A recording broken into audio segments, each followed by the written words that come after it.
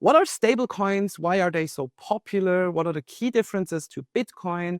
And why should you know more about them? All of these questions get answered in today's video. But before we set the ground stage of why stablecoins exist, we need to differentiate the key differences, what the big players are, and how they actually work.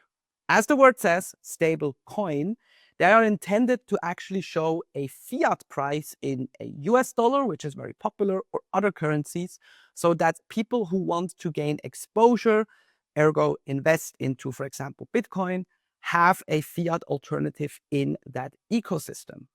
The largest stablecoin issuer and the largest stablecoin is Tether, who is at the time of recording at roughly $174.5 billion in market cap. And this is mainly also their biggest offering, that they offer a stablecoin in US dollars. What Tether does is that they essentially give you an exposure. So if I go to them and say, I've got 100 US dollars and I would like to get this in return as Tether, you actually get the $100 in form of their own cryptocurrency. This makes it ideal if you don't want to wait for a bank transfer to process and buy other assets.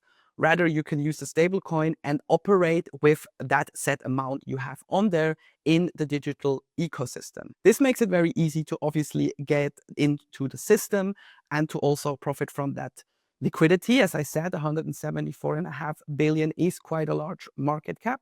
And on the other hand, obviously, if you decide to maybe get out of the ecosystem and you want to get into your local preferred fiat currency of choice, you can also do it this way. These stablecoins are pegged, in my example here, to the US dollar, and Tether isn't the only issuer. There is also USDC.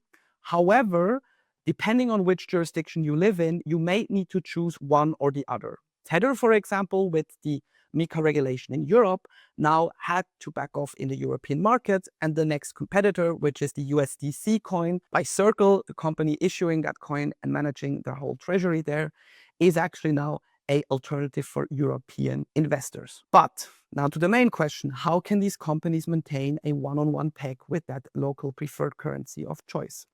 In very simple terms, all the companies does is they have a certain treasury. I'll stick to now an example of, let's say, 100 billion US dollars. And what they then do is, if you go to them and you want to exchange that into the local currency, you can actually deposit that. In the background, these companies have various financial models. One of the more popular ones is that they actually buy United States treasury bills, either short-term or long-term. And for that buy of that treasury, you get a certain yield percentage. If I make the example now with a 3% yield on $100 billion, Tether actually buys this, or USDC in my example. They then get the yield of 3%. So they're actually making 103 billion. Everyone can always redeem their actual reserves in whatever amount they have. And Tether or USDC, on the other hand, if they do it continuously over, obviously start to build an additional reserve of, in that case now, 3%. They also have the same play with other commodities or even highly liquid assets. So if they do this, they then have the opportunity to always have a reserve based on how much request there is from the market for set amounts. Through this, Tether or USDC can actually profit from a very centralized system. After all, they issue these coins and they can then distribute the access to the network for people who want to hold them. But on the other hand, at least compared to Bitcoin, it's obviously never a purely decentralized play, as you have to have trust in that company that is issuing the coins. However, the advantages are, as I said, there is no more in between the, let's call it, fiat world to the digital assets world, but rather you actually have the opportunity to then gain exposure into the system. So getting a certain amount in and then either buying or selling or just holding these coins in case you want exposure. So it's more of a bridge play between, let's call it, the old and the new world. But all of these issuers, whether it would be Tether or Circle with USDC, is actually doing a very simplified job for you to get into digital assets. But I want to have the key highlight here again. Certain jurisdictions don't enable, for example, to hold Tether. You have to opt for other currencies, such as USDCs.